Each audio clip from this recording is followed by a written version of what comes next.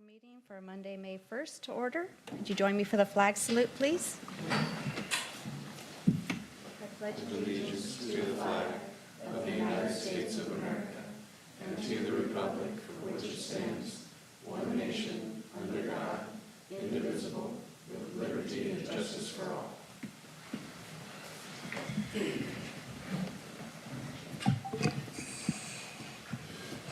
Roll call, please. Councilmember Conley. Present. Councilmember Losey. Here. Councilmember Mobley. Mayor Pro Tem Johnson. Here. Mayor Trent. Here. And we have three proclamations.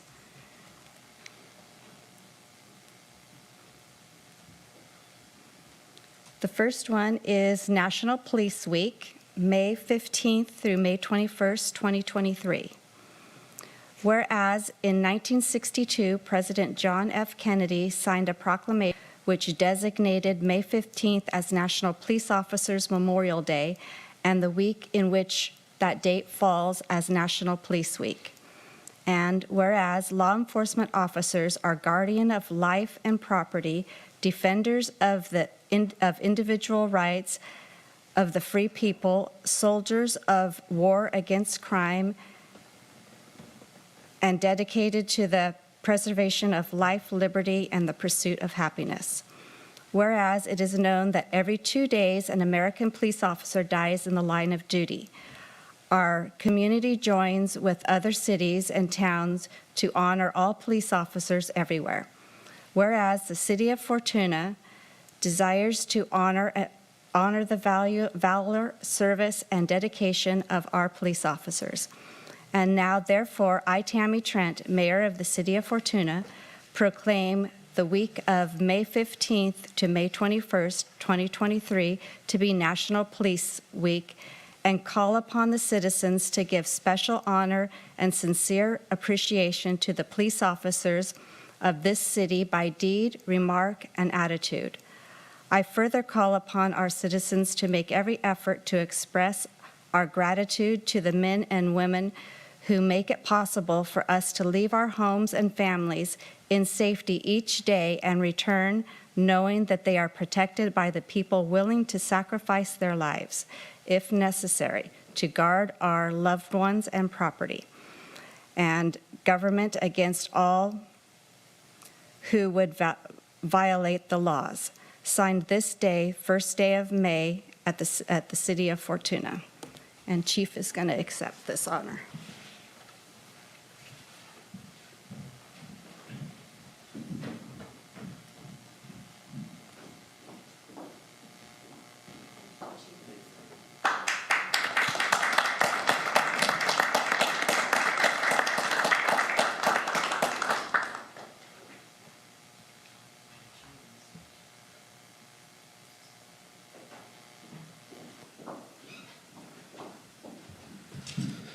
Thank you and good evening, Mayor Trent, Honorable City Council. Thank you very much for this honor for recognizing National Police Week. It is also truly an honor to be standing here before you tonight as a representative of the brave men and women that are serving as law enforcement officers across the country. Every day, these dedicated professionals put their lives on the line to serve and protect our communities, and they do so with commitment, courage, and an unwavering sense of duty. We owe them a debt of gratitude that can never be fully repaid. This proclamation tonight serves as a reminder of the sacrifices made by our officers and their families, and also as a symbol of appreciation and the support that we enjoy here in our community for the vital and important work that we do within our communities each and every day. On behalf of all those who have dedicated their lives to serving as law enforcement officers, I would like to express our sincere thank you for this honor and assure you that we will continue to work tirelessly in the community to keep our cities safe and secure. Above all else, we really appreciate the recognition for our efforts. Thank you.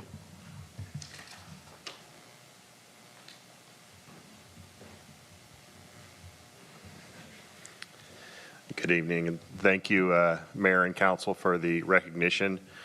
And I wanted to let everyone know that during National Police Week, our department personnel wear a band across the badge, and that is a sign of respect and tribute to those that have made the ultimate sacrifice in law enforcement. It's an honor and a privilege to be amongst the officers that serve our community. And speaking for myself and my fellow officers, we are very grateful for the community we live in and the support we have of our council and our community. Thank you. Thank you.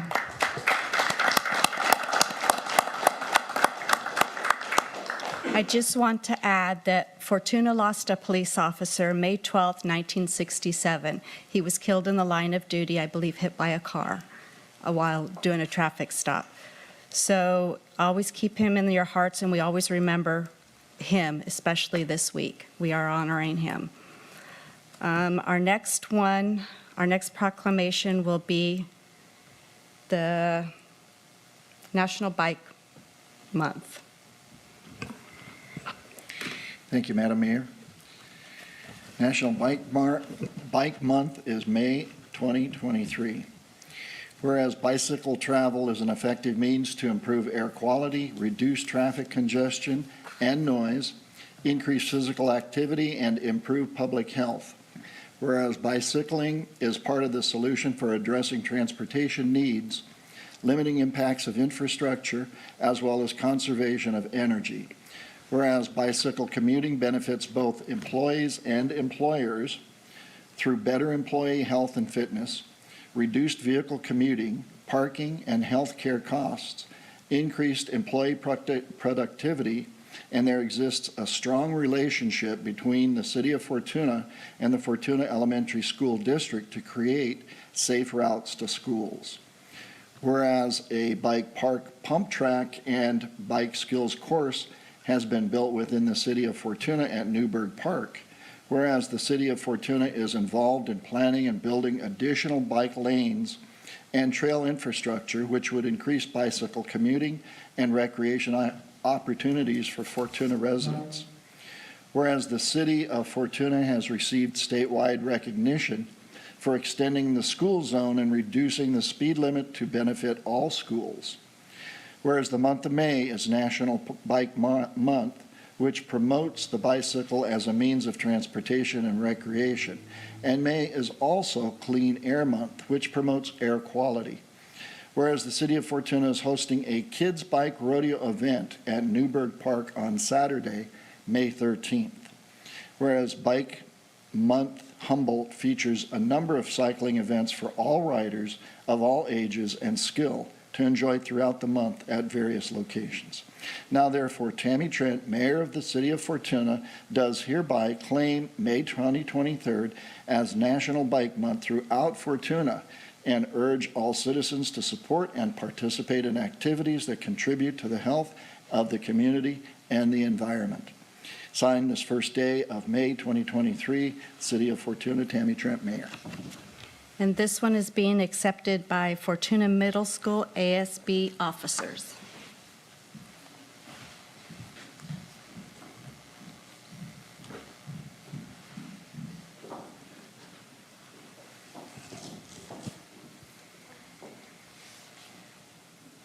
Thank you very much.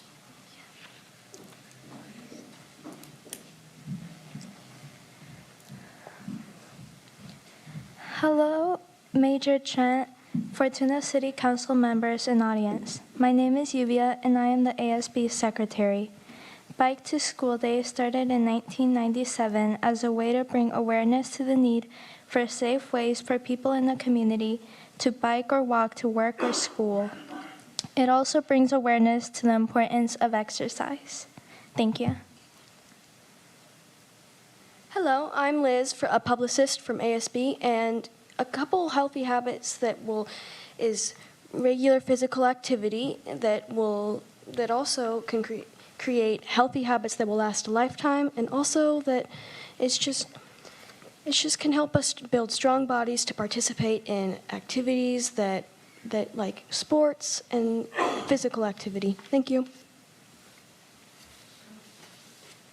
My name is Sarah. I'm one of the co-presidents for ASB. When families bike, walk, or roll to school, it helps reduce pollution emitted by cars and buses. Cars and buses emit lots of pollutants like nitrogen oxides and dust, soot, and smoke.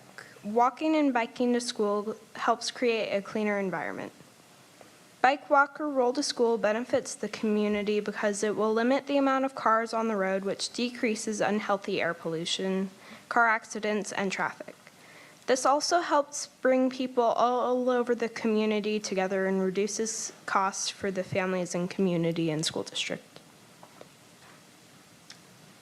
Hello, my name is Jackie and I'm the ASB event coordinator. Students will earn prizes for participating by walking, riding, or rolling to school. If they ride the bus or their families bring them to school, they can still participate by walking the track or when arriving to school. The cafeteria will be providing healthy breakfast options for those who participate.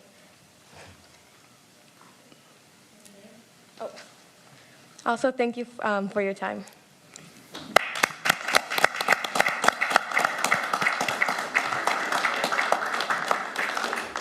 Thank you. We appreciate Fortuna Middle School coming to accept this award every year. Thank you, Mrs. Ravelis, for being here with your students. Thank you.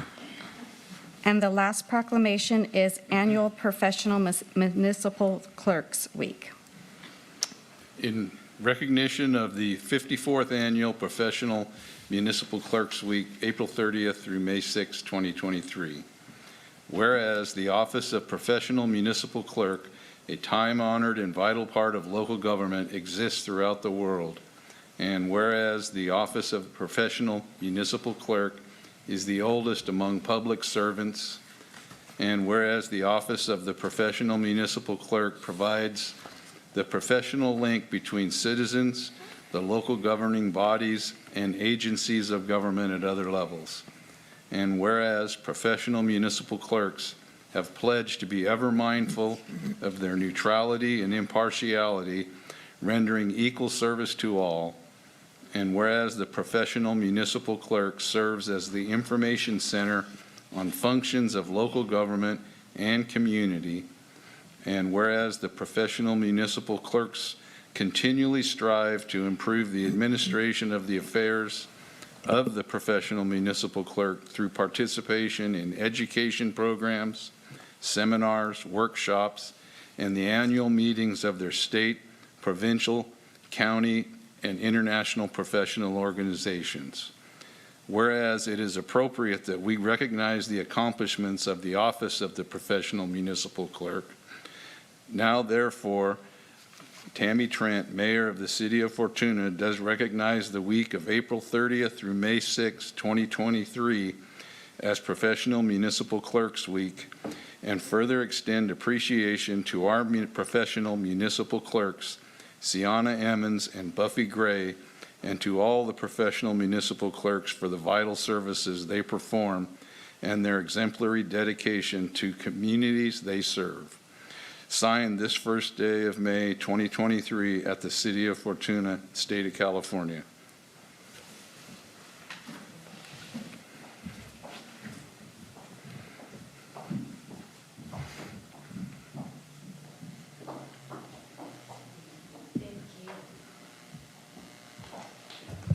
I'll say a brief word.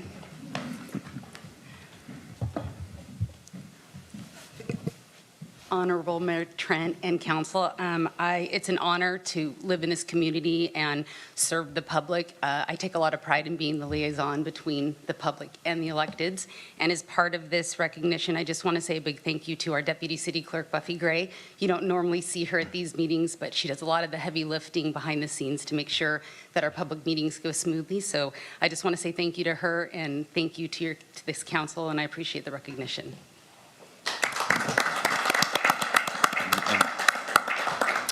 I will add that we cannot ask for two better clerks. I don't think we could possibly get anything better than what we have, and thank you for all you do. Our next item is oral comments from the public. Anybody in the public that would like to say anything that's not on the agenda? Good evening again.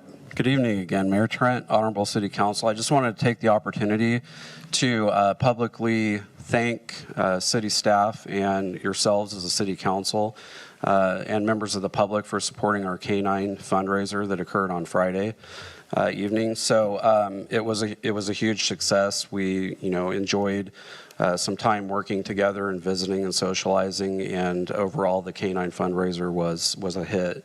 A huge thanks goes out to Chief Brown and the fire department for the use of his kitchen facility, which was provided at no charge to the police department. So it's just really cool, and we were very much appreciative of it. So just a couple of other things. What we did for the fundraiser was a drive-through dinner, but it wasn't your run-of-the-mill standardized drive-through dinner. It was a homemade lasagna and kind of a full four-course meal that was prepared by our K-9 officer, Dennis Stevens.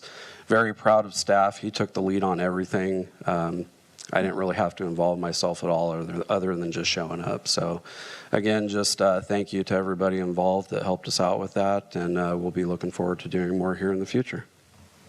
Thank you, Chief. Anybody else like to say anything? Seeing none, we'll close public comment and move on to report of disbursements. And we have 4, which include the City Council minutes, report of disbursements. Oops, I meant consent calendar. Not report of disbursements, approval, United States Department of Agricultural Rural Development Loan and Grant Assistance Program application to purchase a, is it Tiger? Boom mower. And the last one is road maintenance and rehabilitation account project resolution 2023-11. Anybody want to pull any of them? Nope. Do we have a motion? Make a motion, we approve consent calendar items A through D. Second. Okay, we have a motion and second. All in favor? Aye. Any abstain? Okay, that passes. Our first line of business, or item of business, is cleanup and outreach service contract with New Direction. You have a staff report?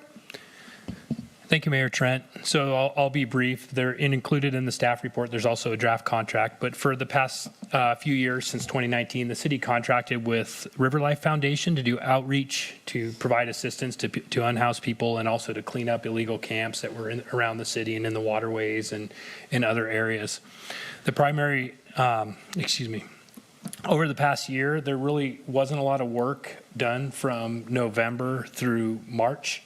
And then on March 13th, Sean Swanson, the founder of River Life, passed away. And so there was really no one to provide those services. There's very few other organizations that perform this type of work. One of them, so we looked around to find other organizations, and the only other organization that staff was able to identify were the People of New Directions, owned and operated by John Shelter. Mr. Shelter's here in the black hat in the audience. He currently works with nonprofits and local jurisdictions between McKinleyville and Garberville. We did talk to a number of folks that Mr. Shelter works with and received some favorable references from the agencies.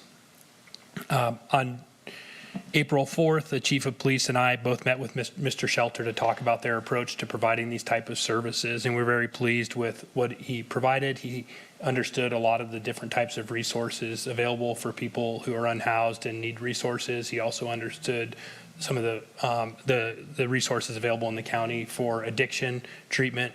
And Mr. Shelter also brought a kind of a summary of the products and services that they provide and the things they do that include educating houseless individuals how to be good neighbors, distinctions between sleeping and camping. They help to provide resources and facilities to access those when they're able to, and provide peer counseling and healthy and in their desires to see healthy and safe public spaces for everyone to enjoy. So we're pleased that Mr. Shelter is willing to come to the city and do this work. In the past, there was a lot of this work was really self-directed by Sean Swanson. He would check in when he was going to do a cleanup with our general services superintendent, so we had a sense of what was going on and would be able to go out and verify what was happening. But the difference is now our police and general services, they'd really be calling New Directions on, when we locate the site. So the difference is city staff would be locating the sites, calling John, and then working collaboratively with New Dimensions. They'd perform the cleanup work, the outreach, notifications, things like that.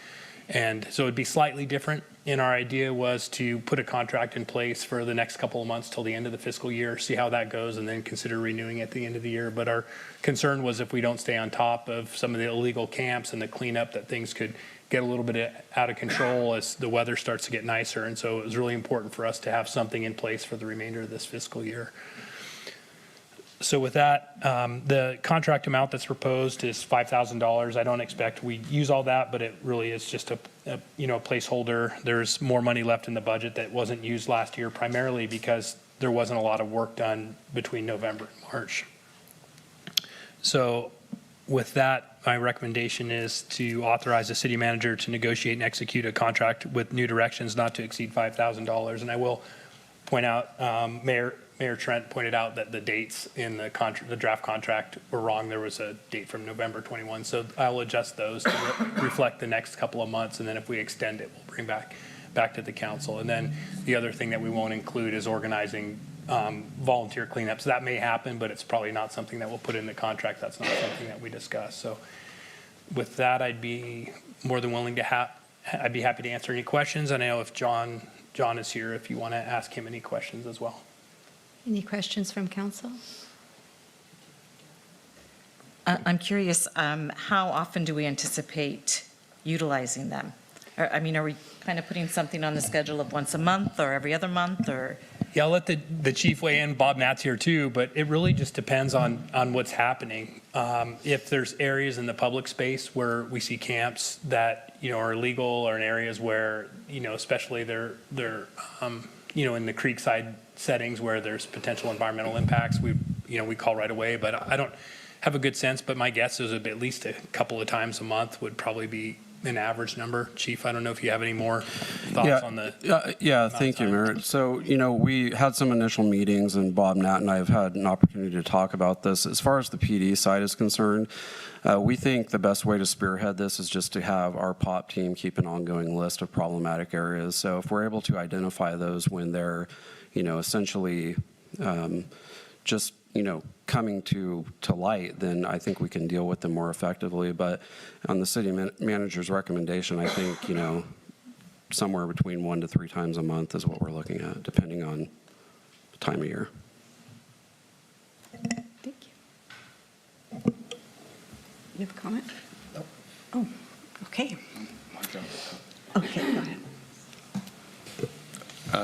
One of the things that Sean was able to do is meet with the people at their level on where they're at, on whether it's in a tent or whatever, and talk to them and find their need. And a lot of times it was transportation. They wanted to go home to wherever that could be. Is the TAP program still available? And are you to be able to? Yeah, feel free, John, to come up and... Okay, Sean, I've worked many jobs with Sean and everything, and we're very similar, except for I bring a different aspect. Ours is an employment readiness program for the homeless. So going into live camps is basically where we're focused, to work with the individuals, to actually work with them, compromise with them, get them back to where they need to come from, but most of all, trying to make them feel part of the community. Most of them are pushed outside of the community, and what we want to do is we want to get them as productive community members if they're going to be here. I know none of you guys want to just chase them away. If we can make them productive citizens and community members, that's the best avenue. We've transitioned 192 individuals from tent into housing and employment on our own. We are what you call a social enterprise, which is a business.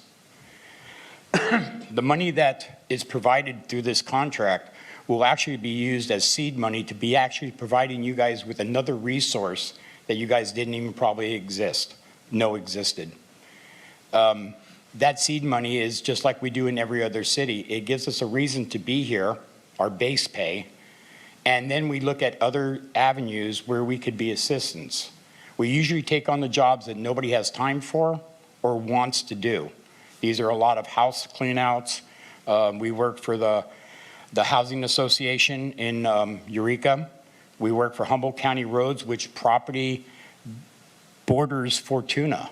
And we actually currently work a river bar part, which is kind of problematical, and you guys probably know where it's at also, right by the gravel quarry.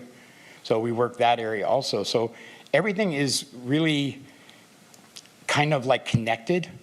1 to 3 times, if you guys are that close and maybe you don't even need me, I'm visiting Arcata on a daily basis, Eureka on a daily basis, McKinleyville on a daily basis. It's not far of a stretch because we're growing. We now have 3 vehicles. We have multiple different types of trailers, dump trailers. Miller Farms has just given us a dump truck that will be like a 15-yard dumpster on wheels that we now can actually add also, reducing the cost.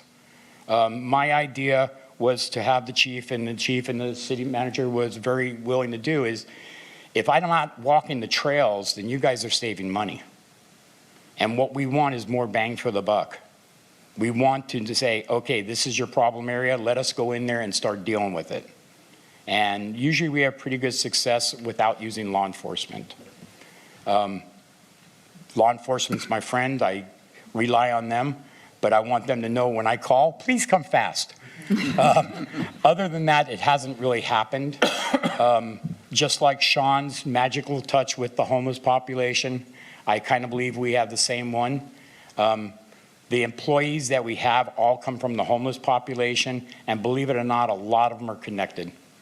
And that gets us over and through the barriers faster than anybody else can. We've already got those connections. That sounds like a holistic approach. Thank you. Thank you. Anyone else? Okay, now we'll open public comment. If you'd like to say anything else, you can. Anybody else want to speak? Okay, seeing none, we'll close public comment. Madam Mayor, I will move to authorize the city manager to negotiate and execute a contract with New Directions not to exceed $5,000. I'll second. Okay, we have a motion and second. All in favor? Aye. Any opposed? Seeing none?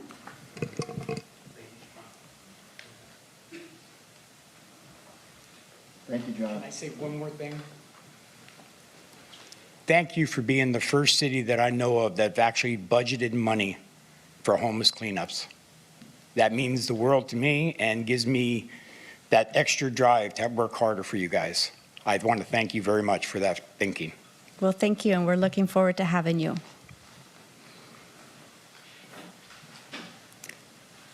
Our next item of business is Fortuna Business Improvement District Annual Report. Thank you, Mayor Trent. So this item is really a formality. It's a requirement. The Fortuna Business Improvement District was established by the city in 1990 under the Parking and Business Improvement Area Law of 1989, which is the Streets and Highway Code, to benefit and promote the city's businesses. Under the enabling statute, the council is required to approve an annual report that contains the following information: any proposed changes within the boundaries of FBID, the improvements and activities to be paid for in the fiscal year, an estimate of cost of providing the improvements for that fiscal year, the method and basis of levying the assessment, the amount of any surplus or deficit revenues to be carried over from the previous fiscal year, and the amount of any contributions to be made from other sources. The annual report, there's a summary of the annual report in the staff report, and I'll just highlight a few of the items. The big one this year was that in August of 2022, the council directed staff to perform the functions of FBID in-house and created the department under the city manager to conduct the roles and responsibilities of FBID. It took a while to get a staff person on board to be the FBID administrator, and we hired Morgan Dodson on December 5th, 2022. Prior to being hired, the city entered an MOU with the chamber to provide the functions that are normally conducted by FBID. And they provided those annual reports those annual events and the other items, and the chamber completed that work. Some of those included the Al Gray Lighted Parade on December 9th, the Kids Free Movie on December 10th, the Shop Fortuna for the holidays in November and December, and the Small and Home-Based Business Marketplace on March 18th. There was also some general business promotion and advertising that was done. There's a list, I'm not going to read all of those to you, that the FBID administrator included, but there's a number of those that included establishing a new online presence for FBID, and then a number of really just the items that were done at a staff level. And one of the most recent ones is doing a logo contest to come up with a new logo, but there's a whole list, a page of items that Morgan has done within the last year.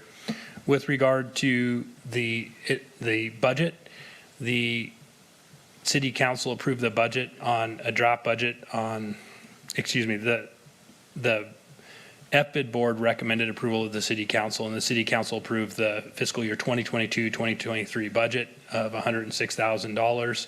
The FBID assessment was expected to generate $63,000 with the city match of $63,000, and the total revenue for last year for FBID is a total of $126,000.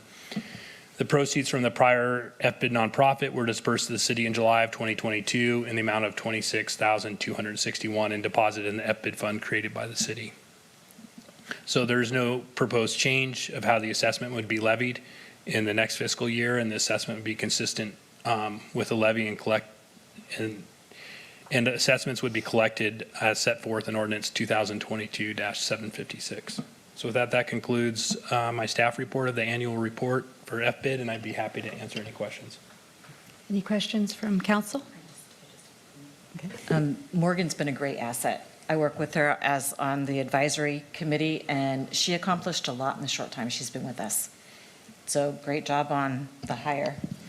Yeah, she has, thank you, Councilmember Mobley. She has a lot of enthusiasm for the position, and she's really, I think, done a great job of really putting herself out there. We were struggling to have, representation from Redwood Creek and Strongs Creek shopping areas. We will have that soon. We have John Bettini, who will be recommending for the Redwood Village seat, and then we'll have a full board, and I think we're really able to focus now on really the essence of FBID, those things, decorations of downtown, general business promotion, and I really think Morgan is going to be very creative with how we do these things going forward. So with that, any other questions? Any other questions? Okay, we'll open public comment. Anybody have a public comment on this item? Seeing none, we'll close public comment. And do we have a motion? I'll make a motion to adopt the FBID annual report as presented. I'll second. Okay, we have a motion and a second. All in favor? Aye. Any opposed? None? Okay, our next item of business is declare City Council's intent to levy the Fortuna Business Improvement District's assessment for fiscal year 2023-24, Resolution 2023-12. Staff report. Thank you, Mayor Trent. So this is, again, is a formality, and it really, what this is notifying the public and the potential businesses assessed for the Fortuna Business Improvement District assessment that the city plans to continue levying the assessment for the next year, and to notify them of a public hearing where if they want to protest that or if they want to provide comments, this is a formal step to let the public know that this is happening and set a public hearing date. And the recommended date is June 5th, 2023 at our first council meeting in June. And there's a summary again of how the Fortuna Business Improvement District was founded under the Streets and Highway Code. And I'll just go through a few of the items. The resolution of intent must be adopted after the council reviews and approves the FBID annual report, which we just did, which the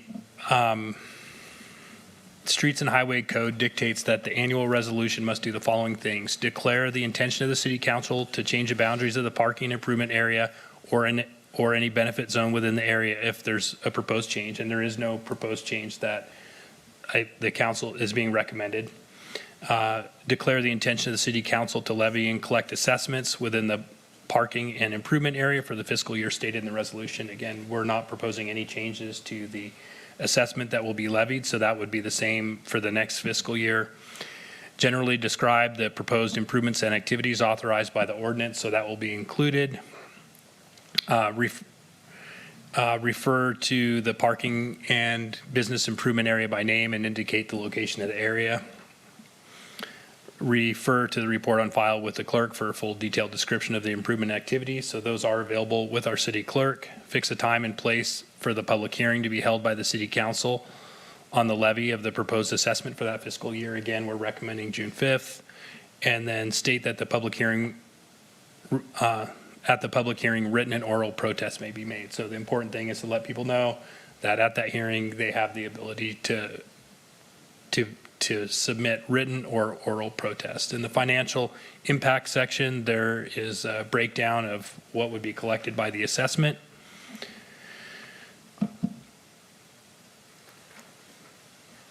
And in the fiscal impact analysis, really the only difference that is if the city council does not adopt the resolution, the annual assessment would not be authorized, resulting in the loss of the assessment revenue in the amount of $63,000. And again, so the council last year, again, when FBID was in a transition away from the nonprofit corporation that it used to be, the council, that we heard from the public in the business community, they wanted to see this assessment continue. They felt like it was in the best interest. We spent a lot of time going back and forth about what we should do. We finally got to the point where the city took this in-house. And so in order for us to continue this effort, which really just got going in earnest after we brought on our own administrator, we'll have to levy that assessment at the next council meeting. So with that, the recommended action is to adopt resolution 2023-12. Thank you. Any comments from council? Nope, seeing none, we'll open public comment. Any comments from the public? Seeing none, we'll close public comment. Do we have a motion? I'll make a motion to adopt Resolution 2023-12 and read by title only. I'll second. Okay, we have a motion and second. All in favor? It's a roll call. Oh, it is? Sorry. Sorry, I didn't see that. That's okay. Resolution 2023-12, a resolution of the City Council of the City of Fortuna declaring its intention to levy an annual assessment for 2023-2024 fiscal year for the Fortuna Business Improvement District and fixing the time and place of a public meeting and a public hearing thereon and giving notice thereof. Councilmember Conley? Aye. Councilmember Losi? Yes. Councilmember Mobley? Yes. Mayor Pro Tem Johnson? Yes. Mayor Trent? Yes. Okay, our last item of business is, Two more. no, this isn't our last item. See, I lost my place here. Okay. Authorization to award a construction contract for the 12th Street Integrated Stormwater Project, CPI 9102, to RAO Construction and establish a maximum contract amount of $1,030,000. Staff report, please. Yes, good evening, Honorable Mayor and City Council. I'll be given the staff report for this item this evening, and as I get online here, I'm just going to share a PowerPoint, so bear with me for one moment. Excellent. Okay, so yes, I'm here this evening to talk about the 12th Street Integrated Stormwater Project. I'll talk a little bit more about what the project components are here in a moment, but ultimately the topic of discussion this evening is that staff is recommending that the council authorize a construction contract to be awarded to RAO Construction. So beginning with a little bit of an overview of the project, I believe this is the third time the council has seen this specific project. The first one being the authorization to submit a grant to the State Water Board Prop 1 program in order to pursue construction funding for the project, and the second being the award of a professional services contract with our engineer of record, GHD. So the project itself would include installing about 1,000 linear feet of new storm drain pipe along 12th Street and between I and K Streets specifically, in addition to installing 15 new LID rain garden clusters along 12th Street and between Lonnie Drive and K Street, in addition to installing one very large LID along the Southern High School parking lot, for which we've been working collaboratively with the high school on that. The LID rain gardens in principle are kind of shown in the concept in the slide on the lower left. They'd be little bulb outs primarily located in red curbed areas along 12th Street, with the exception of the one located in the high school parking lot. And they'd be vegetated with native grasses and plants, things like you see at the ones in front of City Hall. And their purpose would really be to take in all the stormwater that flows down 12th Street currently, get it into a rain garden to help kind of remove some of the pollutants and trash that flows down the gutters frequently. And then also to allow for that stormwater that enters the basin to get into a new catch basin inlet and ultimately into the underground system.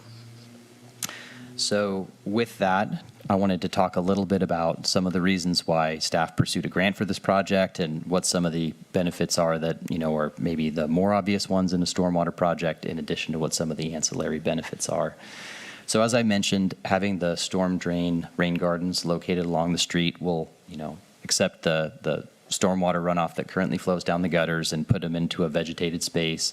This will allow the water to filter through the plants and the media. It'll help remove trash, grit, sand, other pollutants that are running down the street, in addition to hydrocarbons that come off the road. And bringing them into the rain gardens with the new storm drain pipe will make it so right now both gutters, for all intents and purposes, flow like a river because we don't have any storm drain system up in that area. It'll help get water off the road faster, which will help keep parking lanes clear, other areas clear, crosswalks clear of excessive runoff, when it's really pounding outside with rain. Lastly, the basins themselves, the rain gardens, will have some storage within them, so some excess runoff can be stored in that area. That's really important to help mitigate impacts that happen downstream. If you have a big storm and water can just go right to the creek, that promotes erosion, it promotes flooding, it promotes other habitat issues that can happen. Having some storage higher upstream in the watershed helps alleviate some of those impacts. Last two benefits are a little bit different than your standard stormwater ones. As you saw in the slide before, the rain gardens are kind of like these little bulb outs that'll be located in red curb areas. So where that interfaces with intersections, primarily at J Street and K Street, it'll allow for the crosswalk and specifically the corner ramps in those areas to come a little bit further out into the parking lane. Ultimately, that'll reduce the crossing distances at those crosswalks where the high schoolers are frequently by 8 to 10 feet as they go from one side of the street to another. So ultimately, it reduces the amount of time that somebody crossing the street could potentially be in conflict with a vehicle and making it safer. Lastly, rain gardens will help kind of break up the space out there, provide a little bit of a visual aesthetic. Hopefully a lot of the grasses, things like that get planted in them will complement, some of the beautiful work that was done at Creations or some of the landscaping work done at Paul's, and really kind of provide a little more of a visual aesthetic or an entryway coming up 12th Street into Fortuna. So moving over to a project timeline, in February of 2021 is when the city was notified from the State Water Board that we were successful and we received the grant to design and construct the project.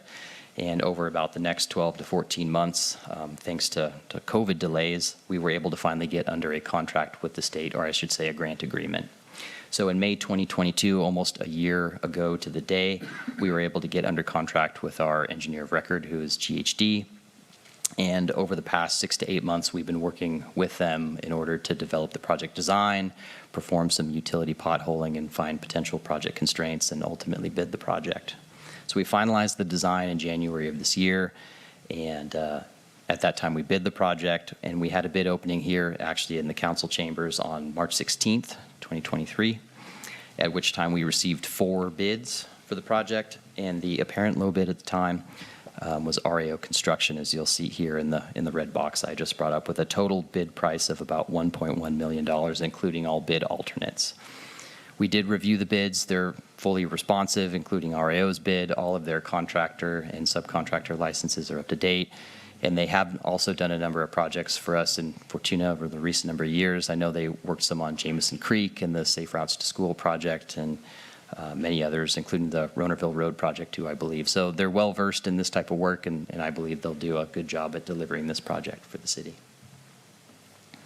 So I have 2 slides here on the financial impact. The first one's all words, the second one's all numbers. So excuse the dichotomy there, but for being a relatively straightforward project, it kind of has an interesting story from a financial perspective. So I thought it would be helpful to kind of walk you through the various aspects that are currently funding the project. So overall, 90% of the project is being funded by that State Water Resources Control Board Prop 1 grant, with a 10% city local match coming primarily from Measure E. So what staff are proposing to do based on the bid received by RAO is to award the base bid plus bid alternate 1, which would be a total amount, as shown on bullet 3 there, of about $934,000. There is a bid alternate 2 that was included. We have no intention of pursuing or awarding that alternate at this time. During the bid period, we found some constraints out on 12th Street that wouldn't allow for that to reasonably be constructed in the first place. So that's why we're not considering it anymore. So right now, that brings us to the unfortunate thing that we came after the bids were opened, which is that the $934,000 required to award the project was about $80,000 over the budget that we had available from the grant. And this is something that has been kind of interesting because a lot of these grants were put together in 2020 and 2021 when the budgets are developed and the concept designs are developed. And of course, the aggressive inflation that has happened over the years since then has actually created a circumstance where not just the city, but a lot of people who were awarded Prop 1 stormwater money are finding themselves 10, 20, 30% underfunded for these projects. So fortunately, we're one of the first ones in the queue to actually go to bidding and construction, and we've been in close coordination with the granting agency, who did indicate that they had a pot of money available that could fund project shortfalls like this on a first-come, first-served basis. So we were able to make a request to augment the funding up to the bid and up to the base bid amount plus the bid alternate that we intend to award. So at this point, we have full funding from the grant and our already established local match to award the project as bid currently. I will note that the board did indicate they don't provide any funding for construction contingencies, just to deliver the project as it's been bid on. That being said, they did indicate that if we provide a local match and we do need to expend any of that as construction contingency, the additional funding that is still available is on a first-come, first-served basis, so we'd likely be able to recoup whatever local funds we did spend on that. So with that, we are proposing to allocate $95,000 of our storm drain maintenance funding to act as a construction contingency. That fund has approximately $270,000 in it, so more than enough that could carry the funding here. And like I said, there's a reasonably good chance that we'd be reimbursed, 90 cents on the dollar for any expenditures that we did incur. So going to the numerical portion of it all, we have 4 basic funds that are coming ultimately to our recommended contract not to exceed amount. The first is our original Prop 1 grant construction funding, about $855,000. And then the 2 that we've recently added to that is our augmentation to the Measure E local match, which was able to become available because we were allowed to use some staff time to offset some of the other costs that we had previously incurred, which freed up some additional money. So that was money that was already available that we were able to allocate at no additional cost to any funds or anything like that. Then we were able to receive approximately $72,000 in additional funding from the state, which brought us up again to that contract amount that we had seen previously on the slide. Throw in there the construction contingency of $95,000, and with that, staff would recommend awarding a contract for RAO up to but not to exceed $1,030,000, which would include the contract to be awarded plus the contingency. So moving on to next steps for the project as we move closer to construction. First, I have some bulleted items here for the city. Assuming that the council authorizes award of the contract this evening, we would work immediately to put together the notice of award and send out the contract and bonding requirements. We'd anticipate being under contract with REO in the coming weeks. And at that time, we'd hold a pre-construction meeting with them and really understand their schedule and how they want to phase the project and, do notifications, things of that nature. In parallel, I've been speaking with some of our staff, and when we're really going to spend a lot of time early this month doing some outreach to folks along 12th Street. We have been working collaboratively with the high school. We've spoken to a number of property owners, but we kind of want to go door to door to some businesses in the stretch and some folks that are going to have the rain gardens kind of near intersections at their homes, and just make sure they're aware of the project and the timeline and some of the temporary inconveniences that are inherent to construction. Fortunately, it should be astronomically less than a few years ago when we had the undergrounding project and the light poles and that whole thing that took an eternity. This will be much lower impact than that, hopefully. So, and then lastly, we are anticipating that REO will mobilize in about a month's time, and that they will be generally present on the site through at least September. They work pretty quick, and we would hope that they could get most things done by August, certainly anything in and around the high school to the extent possible, because that's when the high school is, is in break, is in between June and August. And we have been working collaboratively with the district staff and the principal and superintendent to make sure they're aware of our timeline, and we're aware of, when we need to be out of their parking lot, things of that nature. I do have an additional bullet below on utility companies. So as we move through the design phase, we went out and we did a number of utility potholes, because installing a new piece of underground infrastructure, the number one thing you're looking for is what's already there that might be in the way. Unfortunately, we did find a number of underground conduits in the 12th and K area that were recently installed for the PG&E Rule 20A project that happened a few years ago.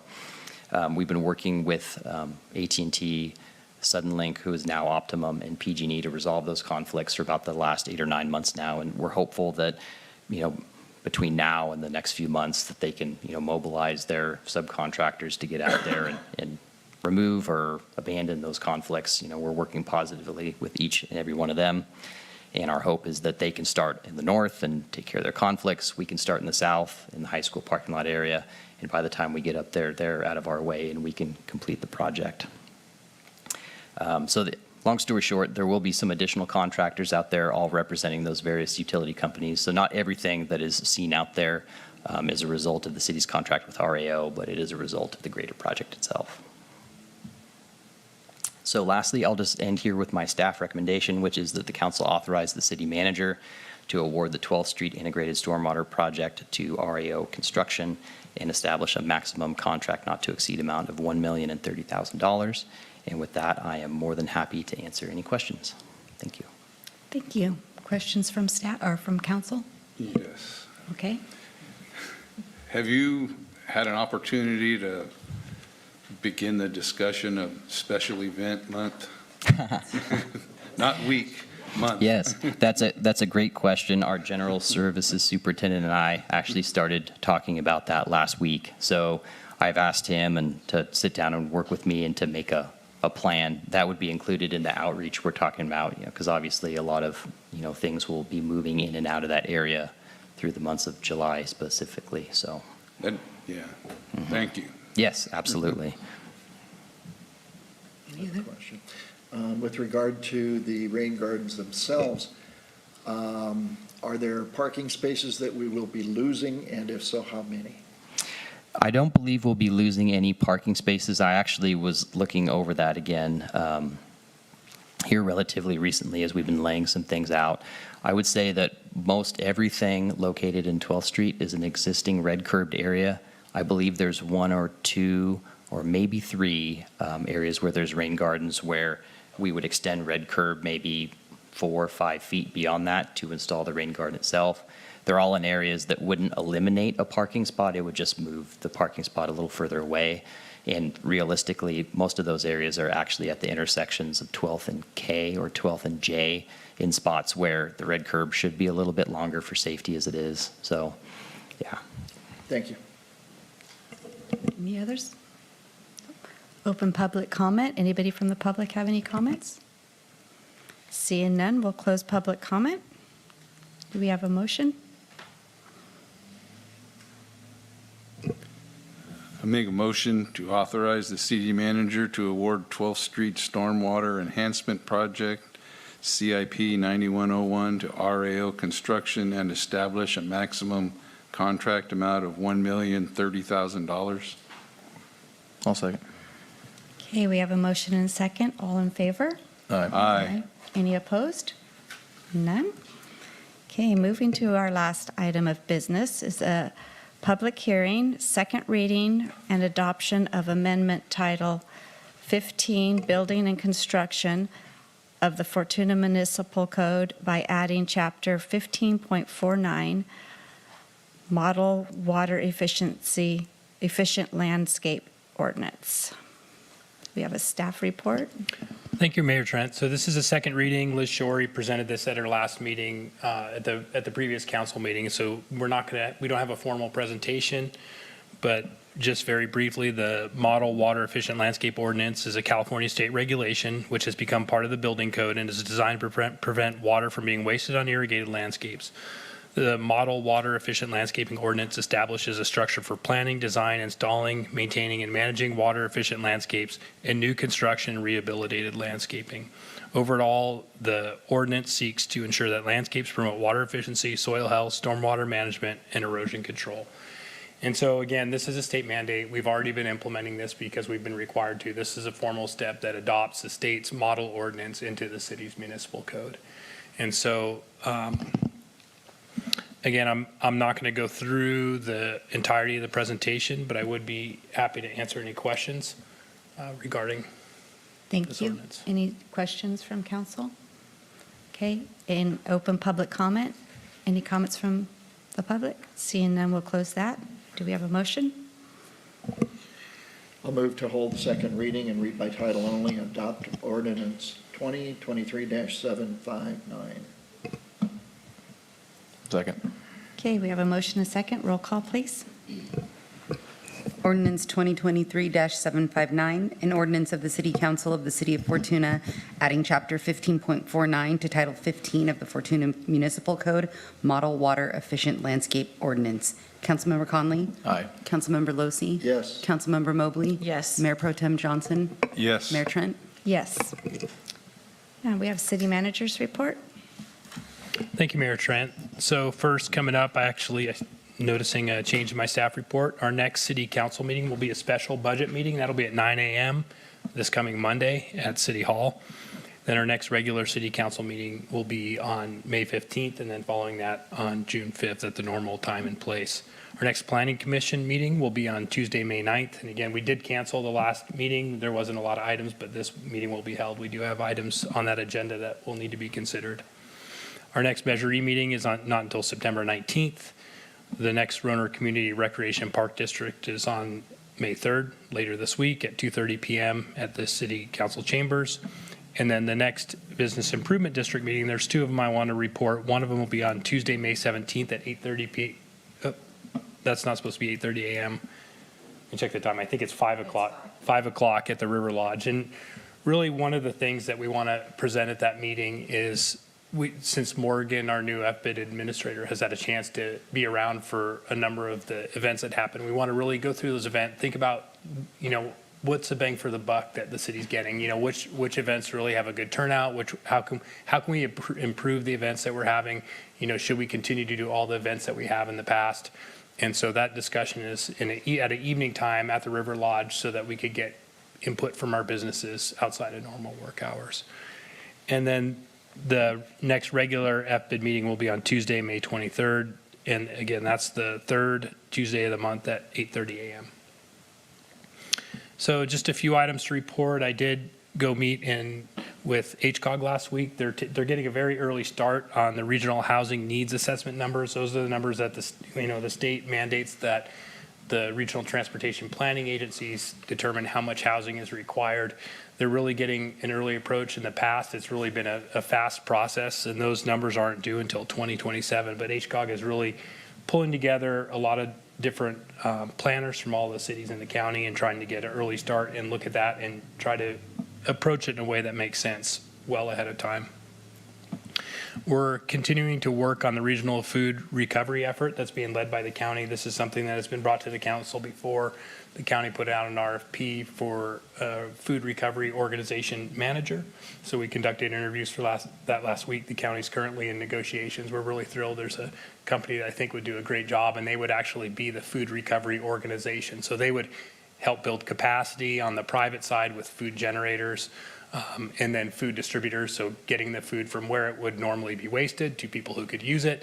They would kind of be the middle person. They would track a lot of that, and then they'd report back to the county and the other agencies and give us the documentation that we need for SB 1383. So they really, I'm excited about the prospect of that. The firm that we're working to contract with they really stood out in that this is their mission, to be able to build that capacity and really make that happen in communities that are large and small. So it'll be interesting to see how that moves forward. And it's a new paradigm for a lot of businesses, restaurants, grocery stores, those that have that food generation, but some real opportunities to put that food to good use in our community. And there's, again, one of the opportunities I was thinking about, I was talking to representatives from the Fortuna Senior Center, and they routinely will collect food that's left from River Lodge events or other events, and how can we get them into the fold to capture food that is generated in Fortuna that might normally be wasted and get those to folks in need. So it's not just this great idea at the state level. I think there's going to be some real benefits from people in the city of Fortuna. So I'm excited to see some of that food go to good use and be used in our local community. So I'll keep you posted on that as it moves forward. And then another thing that Chief Day and I are working on is how to spend some of the opioid settlement funds. We've really been exploring how can we put that money to good use. And some of the ideas that we're exploring is, can we help people, can we help with some of that money pay for meaningful recovery services? We visited Waterfront Recovery last Friday and really had a good introduction to that organization and saw that they're helping people from all over the north part of the state, and that they're a unique type of treatment facility that helps people with addiction. It's a medical treatment facility. So we're considering recommending to the council, maybe we have a deposit there for people who don't qualify for Medi-Cal that need that type of treatment.